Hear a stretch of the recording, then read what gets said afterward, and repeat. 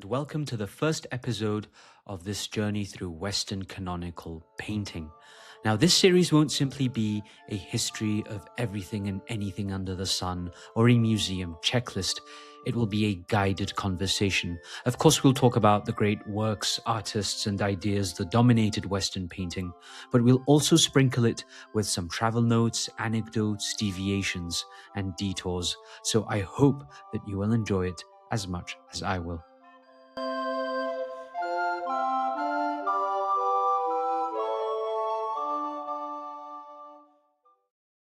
Now, we begin this first episode in a place where so much of Western painting begins, namely Italy, and more specifically in Florence, the birthplace of the early Renaissance of the 1300s.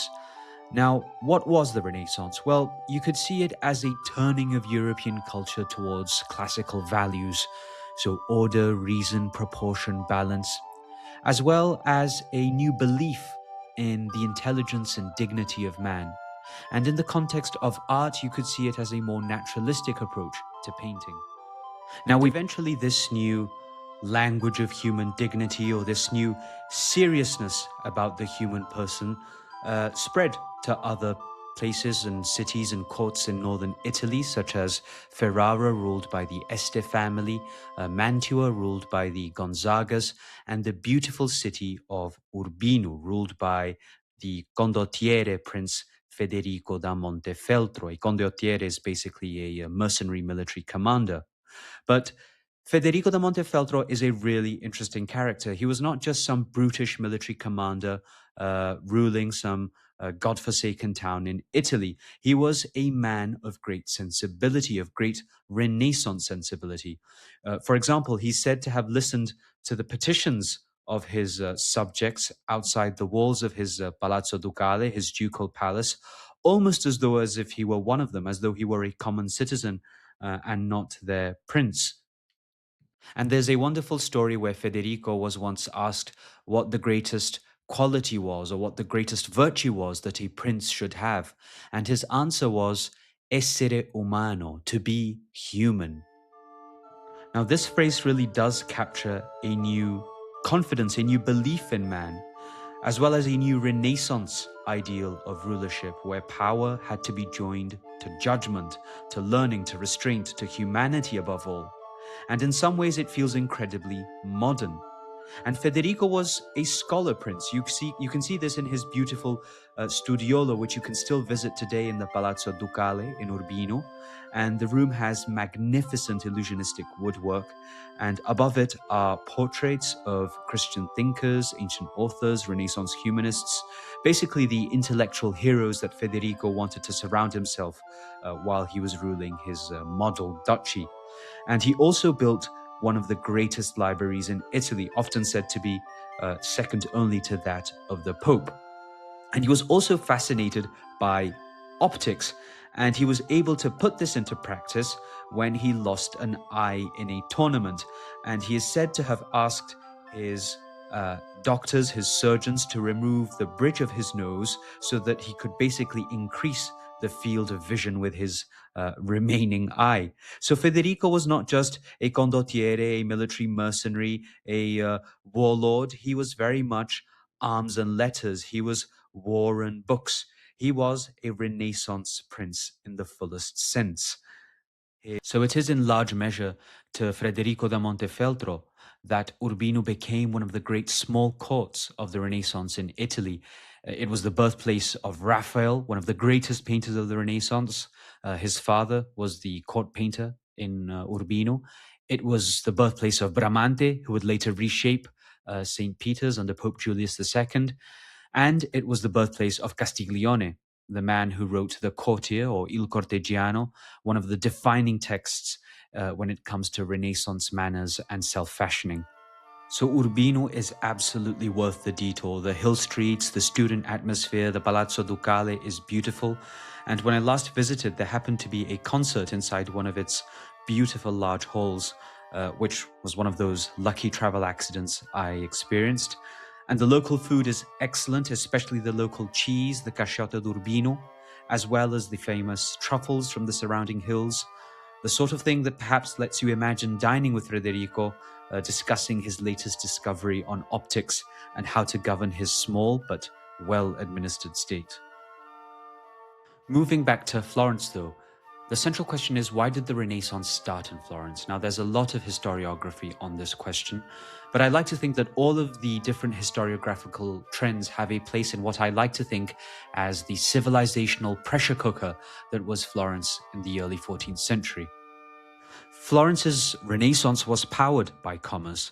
The city made huge profits from cloth. Florentines imported raw wool, especially from England and Spain, including the very fine Spanish merino wool, and transformed it into expensive finished textiles. Now, this growing trade also encouraged banking because merchants needed loans, they needed credit, they needed currency exchange, and safe ways to move money across Europe. But Florence's wealth also came from Tuscany itself, and we can picture the rolling hills, the vineyards, the olive groves, the cypress-lined roads, almost that sort of under the Tuscan sun kind of image. And these fertile lands supported Florence with food, with wine, with agricultural wealth. And it was this wealth that made patronage possible, that allowed rich merchants, bankers, guilds to pay for churches, palaces, paintings, and sculptures. And as the historian Michael Baxendall argued, Florence's commercial culture also shaped how people looked at art. So merchants were used to maths, measurements, and contracts when they were measuring cloth, when they were calculating value or negotiating deals. So when they commissioned or viewed art, they noticed proportion, detail, skill, as well as materials and cost. So in essence, Florence's Renaissance came from commerce, it came from banking, it came from fertile land and patronage.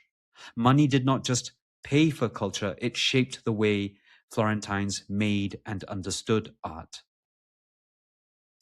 Florence's Renaissance was also political, and Florence was a city-state competing with other Italian powers, especially Milan, and Florentines liked to see themselves as defenders of republican liberty, in contrast to what they saw as the tyranny of ruling families like the Viscontis and later the Sforzas in Milan. And this rivalry encouraged a sense of civic humanism and the belief that classical learning should serve public life. Florence's republican culture promoted active citizenship, public virtue, civic pride. And Florence also began to imagine itself as the new Athens, as a modern city inspired by the freedom and learning of the ancient world. And we can see this civic pride or civic spirit in places like the public library of San Marco, built with a Medici patronage, which is of course linked to the wider humanist culture of books, learning, and scholarship.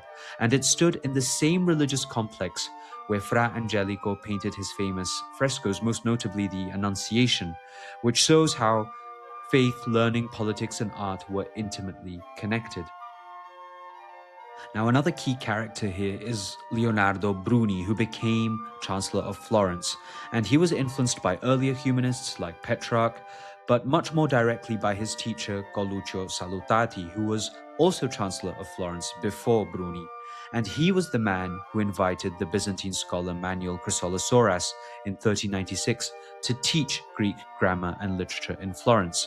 So the Renaissance was very much a movement of connections, ideas passed from teacher to student, from manuscript to library, and classical thought from Greece and Byzantium into Italy. And Greek émigrés scholars like Manuel Chrysolostoras were especially important, and this was true especially around the Council of Florence in 1439, which had attempted to end the schism between the Latin Catholic and Byzantine Orthodox churches, and even more after the fall of Constantinople in 1453, where Italian scholars gained even further access to Plato, to Greek philosophy, and the church fathers via these Greek émigrés in Italy. And this also inspired Marsilio Ficino's Platonic Circle in Florence, which was basically a Medici-backed group of thinkers who revived Florentine interest in Plato. So politically, the Renaissance was not just about art. It was about civic pride, republican identity, classical learning, and the transmission of ideas from Greece into Florence.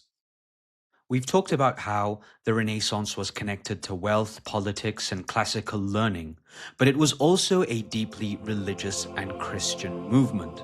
And one important influence or reflection of this is St. Francis of Assisi, the 13th century Italian friar whose message of poverty, humility, and compassion reshaped Christian devotion. Now, St. Francis of Assisi helped change how many Christians imagined Christ.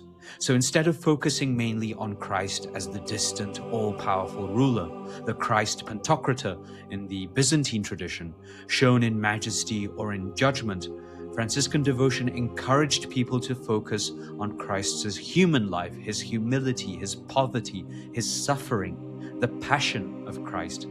And this affected art. Artists increasingly showed the pain of the crucifixion, the grief of Mary, and the physical humanity of Christ. So religious images became more emotional, more direct, more didactic, and often more naturalistic. And this would help ordinary worshippers feel closer to these sacred stories. And it also affected architecture.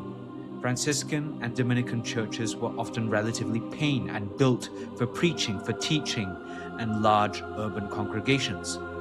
Art inside them could only work if they were a visual storytelling, and if it made Christian ideas more vivid and accessible for the larger masses.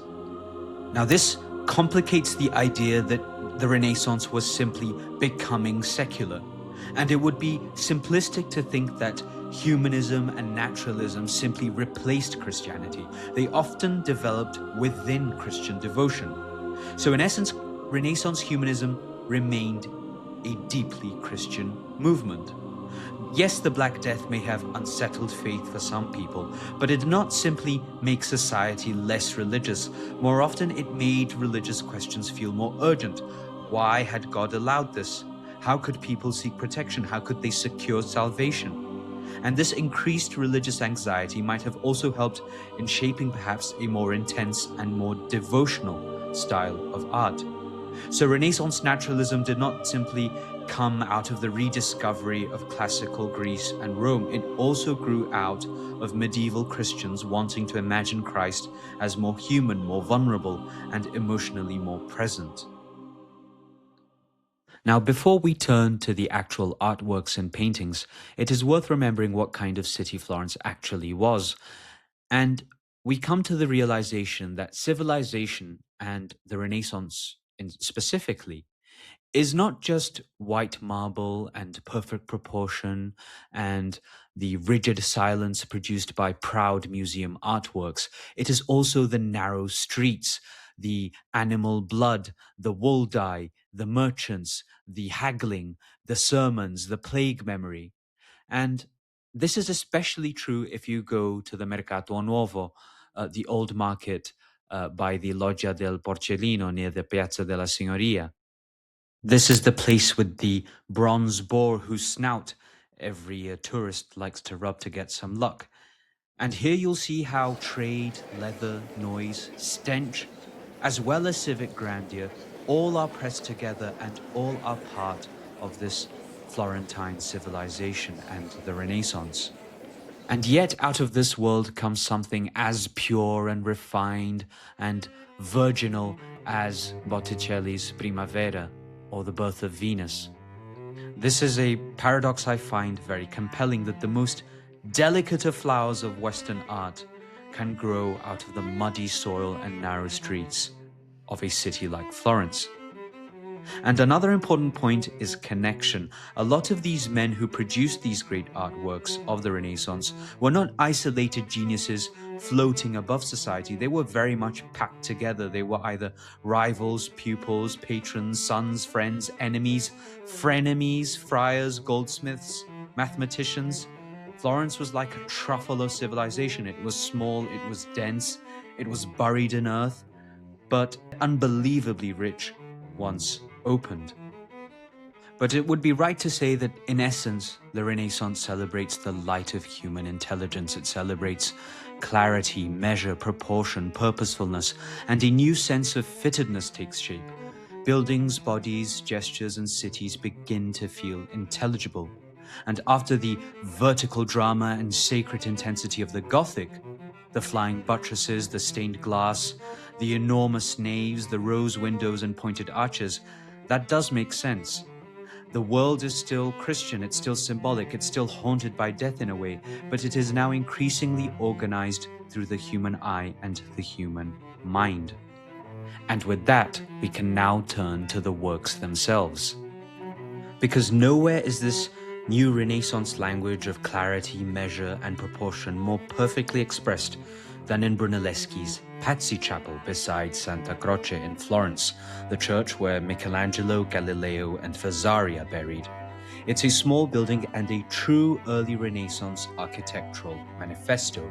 It has geometry, it has calm, it has proportion, and human intelligibility all at the same time. And Brunelleschi is also the man behind the great dome of Santa Maria del Fiore, the Duomo or cathedral of Florence, the supreme civic boast of the city. Beside it stands Giotto's Campanile, named after Giotto, the great precursor, or sometimes said to be the father of Renaissance painting, the painter of the Scrovegni Chapel, the Ognissanti Madonna, and the frescoes of the Bardi and Peruzzi chapels in Santa Croce. But his greatest masterpiece is perhaps the frescoes at the Scrovegni Chapel in Padua, not in Florence, but essential to understanding early Renaissance painting. And if you ever go there, you'll find that the visit to the chapel is quite unusual because you don't just wander in from the street. You're made to sit for a while in a small climate-controlled room, almost like an airlock waiting to be admitted. And only then do the doors open, and there it is, Giotto's beautiful blue. And I feel that somehow the delay makes the moment feel even more precious, as though even our breath has to be managed before we're allowed near the magnificent blue frescoes. And Giotto's Lamentation is the greatest, you can say, emotional punch. The grief, the bodies, the faces, the hands, the angels in distress. This is the essence of Renaissance naturalism. This is holiness made human. And right beside the Duomo is the Florentine Baptistery, one of the city's oldest and most symbolic buildings. Now, in the Renaissance, the Baptistery was by no means just another building. It was where generations of citizens were baptized, where religious life and civic identity both met in a way. And the Florentine Baptistery also brings us back to the theme of connection between different Renaissance artists, because in 1401, Ghiberti and Brunelleschi both competed for the commission to make the bronze doors of the baptistery. Now, Ghiberti ended up winning the commission, but Brunelleschi, in anger, famously turned away from bronze completely toward architecture. So, out of one competition came two great Renaissance careers. Ghiberti became the master of bronze sculpture, while Brunelleschi turned towards architecture. And the doors Ghiberti made, especially the later so-called Gates of Paradise, are not just decoration, they're very much bronze narratives with an almost musical harmony. Figures, landscape, and perspective are arranged in a very lucid rhythm. Relief sculpture feels like painting. And this matters because Florence was not just a city of painters, it was very much a city of sculpture. Its art lived in public, on churches, on guild buildings, on doorways, on tombs, on facades, and various other civic spaces.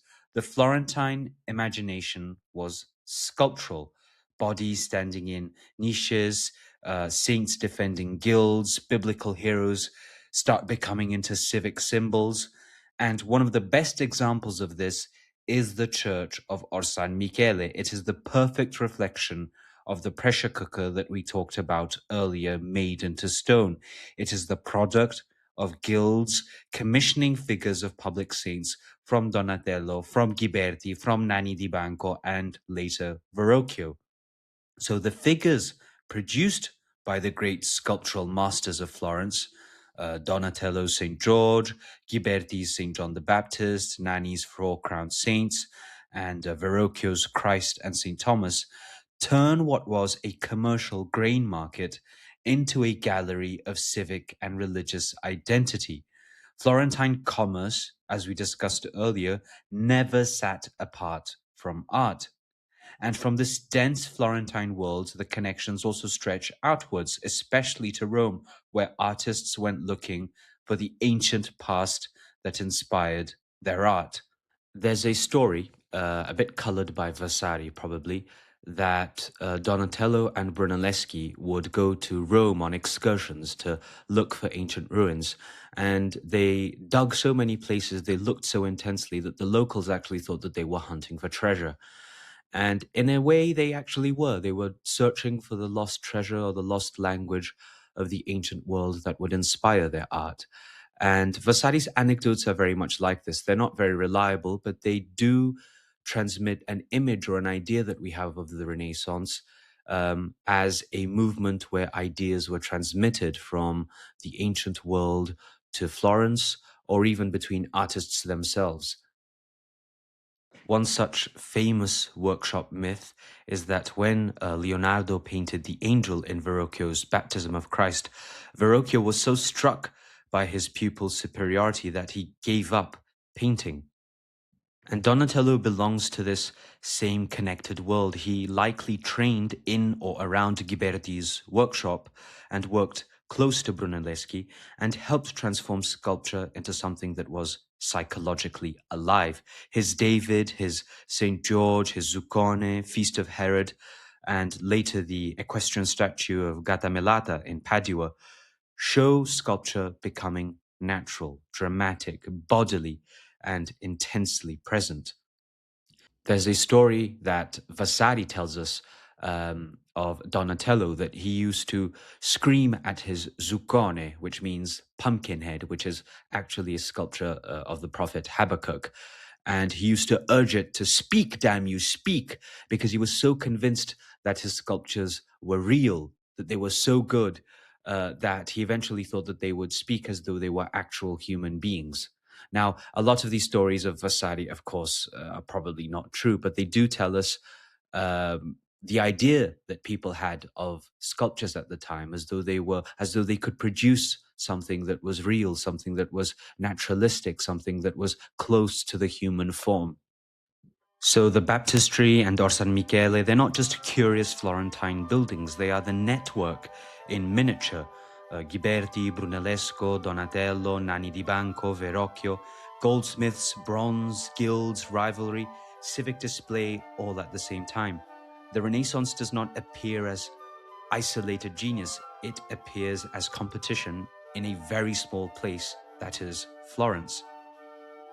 We can then move to San Lorenzo, the Medici church associated with Brunelleschi's architecture, and later to the Medici chapels. And here you see dynastic ambition, Medici dynastic ambition, and Renaissance form fusing together. And just nearby, Michelozzo's Medici Palace gives us the same power and dynastic ambition, a domestic and urban form. It's not a castle, it's a palace emanating a confident, controlled magnificence. Then there's San Marco, remodeled by Michelozzo and frescoed by Fra Angelico. And San Marco is crucial because it prevents us from thinking of the Renaissance as a secularizing impulse. Fra Angelico's Annunciations and his cell frescoes are Renaissance clarity in the service of prayer. And you see all the elements of the early Renaissance, such as geometry, human tenderness, light, but it is all inside a Dominican convent. And at Santa Maria Novella, the story sharpens again. Masaccio's Trinity turns theology into architecture and perspective. The sacred world is organized through the human eye. Later, Alberti's facade gives the church a classical skin of proportion and order. And Alberti is a true polymath. He also writes about these elements in his work on painting, where he theorizes the very world that Brunelleschi and Masaccio had helped open. And finally, we can move on to the Branacci Chapel in Santa Maria del Carmine, where Masolino and Masaccio both worked, and which Filippino Lippi later completed. Masaccio's tribute money is crucial because here we see Renaissance painting gaining weight and moral seriousness. The figures stand in real air under real light, and the bodies that Masaccio paints have a real dignity to them. The expulsion from Eden is equally essential because in this work by Masaccio, you can see that Adam and Eve are no longer decorative symbols. They're ashamed, they're physical, they're grieving, and fundamentally, they're human. And from there, the chain continues. Fra Filippo Lippi, the scandalous friar painter, teaches Botticelli. Verrocchio's workshop forms Leonardo. Ghirlandaio, the man of the Tornabuoni chapel in Santa Maria Novella, trains the 13-year-old Michelangelo.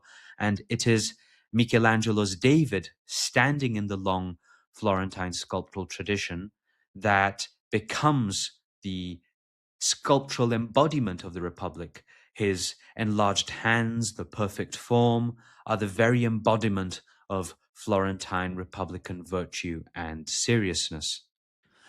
Fra Filippo Lippi, who we mentioned earlier, is an interesting character because he was a friar, but he was also a painter. He was the lover of the nun Lucrezia Buti, and he was also the father of Filippino Lippi. So in a sense, he's the perfect Renaissance mixture. We have scandal, we have beauty, we have devotion, and we have the transmission of knowledge, of talent from father to son. So in a few streets and chapels, we have the whole Florentine pressure cooker. Santa Croce, the Duomo, the Baptistery, Orsanmichele, San Lorenzo, San Marco, Santa Maria Novella, Santa Maria del Carmine. We have architecture, sculpture, painting, theory, patronage, guilds, family, prayer, rivalry. All are intimately connected. And from all of this, you are just moments away from the Palazzo Vecchio, the fortress palace of the Florentine Republic that houses the famous Salone dei Cinquecento, the Room of the 500, which was later covered with Vasari's vast paintings of Florentine military triumph. And you are just moments away as well, right next to the Palazzo Vecchio, is Anamanati's famous Fountain of Neptune, the beautiful fountain in the Piazza della Signoria.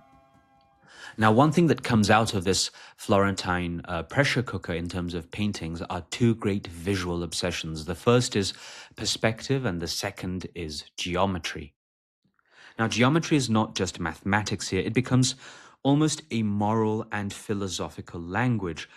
Noble proportion, clarity, harmony, and there's a sense that beauty can be measured. You see it in architecture. The Florentine Baptistery is perhaps the best example of this. It is in an octagonal shape, and it symbolizes Christ's resurrection on the 8th day. This is geometry in the service of religion. You see it in Brunelleschi, in the Pazzi Chapel, in San Lorenzo and Santo Spirito. And later you see it applied to the human body itself, most famously in Leonardo's Vitruvian Man. And this mathematical culture also runs through Piero della Francesca, the painter and theorist of perspective, and Luca Pacioli, the Franciscan mathematician from the Dalmatian coast, associated with the double-entry bookkeeping and his work, De Divina Proportione, which was illustrated by Leonardo.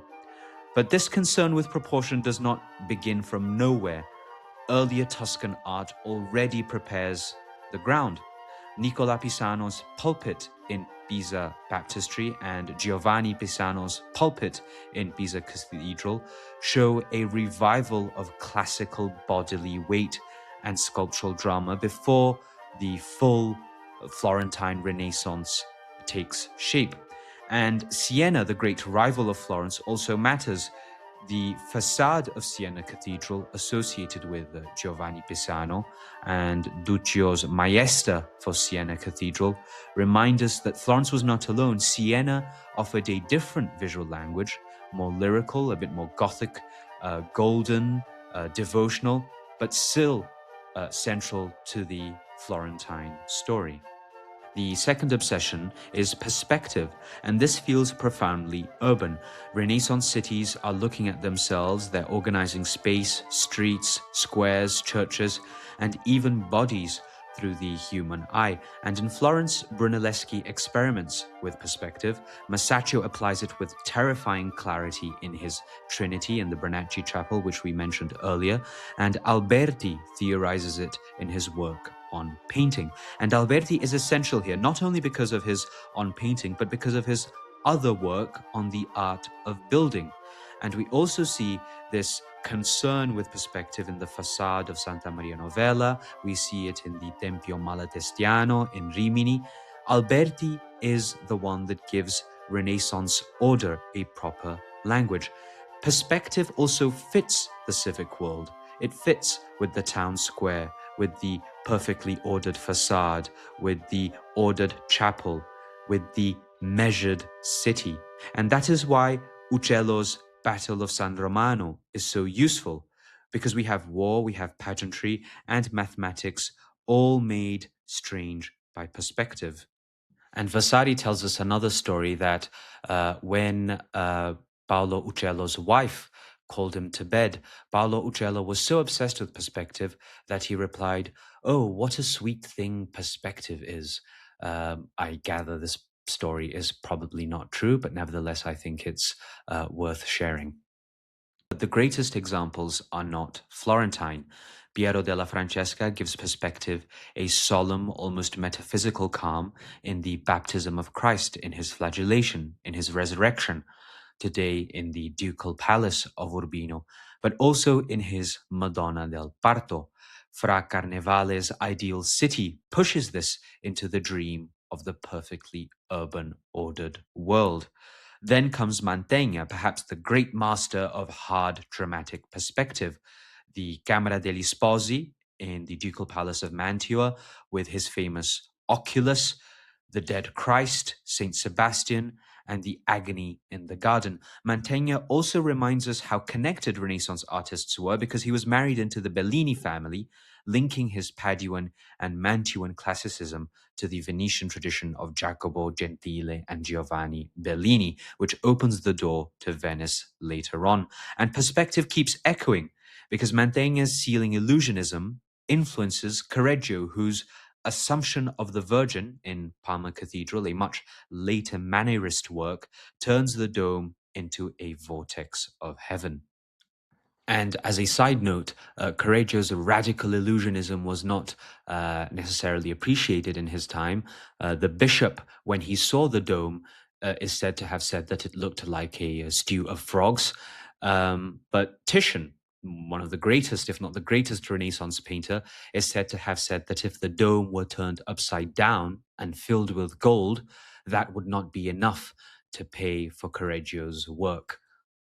And when I visited Parma Cathedral back in July 2025, the experience was wonderfully practical because normally you have to pay a few euros to light up the dome. But there seemed to be some celebration going on that day, so I somehow got it for free.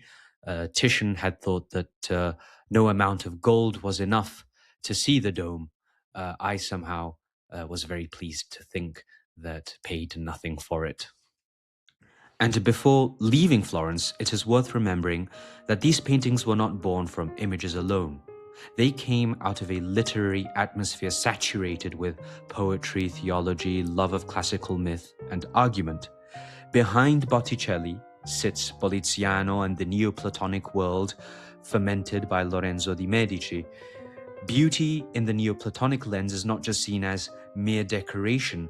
Venus is more than sensuality. It is earthly beauty hinting at something higher, something divine.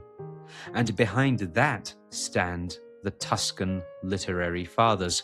Petrarch, through the Canzonieri and his rediscovery of Cicero, gives Renaissance humanism its inwardness, its self-examination, and also its classical eloquence.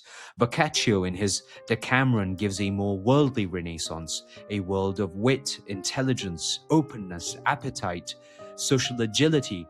Dullness, hypocrisy, and stupidity are not celebrated. Cleverness and humanity and vitality, on the other hand, are. And Dante gives the vast medieval Christian architecture through love, sin, theology, politics, judgment, and salvation. And his work is heavily based on that great compendium of Catholic scholastic thinking produced by St. Thomas Aquinas, the Summa Theologica. And this is where Kenneth Clark's contrast between Dante and Giotto becomes such a good ending.